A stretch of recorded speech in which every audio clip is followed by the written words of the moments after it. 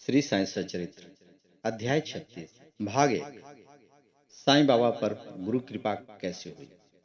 एक बार साईं बाबा अपने ही कथा कहते हुए बोले कि हम 4 मित्र मिलकर धार्मिक एवं अन्य पुस्तकों का अध्ययन कर ब्रह्मा के मूल स्वरूप पर विचार करने लगे।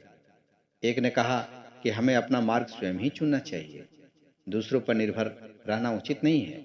इस पर दूसरे ने कहा कि हमें अपने संकीर्ण विचार और भावनाओं से मुक्त होना चाहिए, क्योंकि इस संसार में हमारे अतिरिक्त और कुछ भी नहीं है। तीसरे ने कहा कि यह संसार सदैव परिवर्तनशील है, केवल निराकार ही शाश्वत है और हमें सत्य और असत्य पर विचार करना चाहिए। चौथे, जो स्वयं बाबा ने कहा कि केवल पुस्तकीय ज्ञान से कोई लाभ नहीं, हमें तो अपना कर्तव्य करते रहना चाहिए। दृढ़ विश्वास और पूर्ण निष्ठा पूर्वक हमें अपना तन मन धन और पंच प्राण आदि सर्वव्यापक गुरुदेव को अर्पण कर देना चाहिए।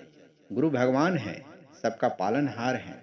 इस प्रकार तर्क वितर्क के बाद हम चारों वन में ईश्वर की खोज के लिए निकले। मार्ग में हमें एक बंजारा मिला, जिसने हम लोगों से पूछा कि हे सज्जनों, इतनी धूप में आप लोग कहाँ जा रहे हैं। प्रत्युत्तर में हम लोगों ने कहा कि वन की ओर। उसने पुनः पूछा, कृपया यह तो बताइए कि वन की ओर जाने का उद्देश्य क्या है। हम लोगों ने उसे टाल मटोल कर वाला उत्तर दे दिया और वह बोला कि बिना पथ प्रदर्शक के इस अपरिचित भयानक वन में भटकते फिरने से कोई लाभ नहीं है।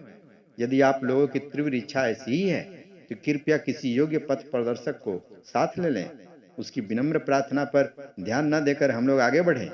हम लोगों ने विचार किया कि हम स्वयं ही अपना लक्ष्य प्राप्त करने में समर्थ हैं, तब फिर हमें किसी के सहारे की क्या आवश्यकता है। अंत में हम भूल गए और बहुत समय तक यहाँ वहाँ भटकते रहे। भाग्यवश हम लोग उसी स्थान पर पुनः जा पहुंचे जहां से पहले प्रस्थान किया था।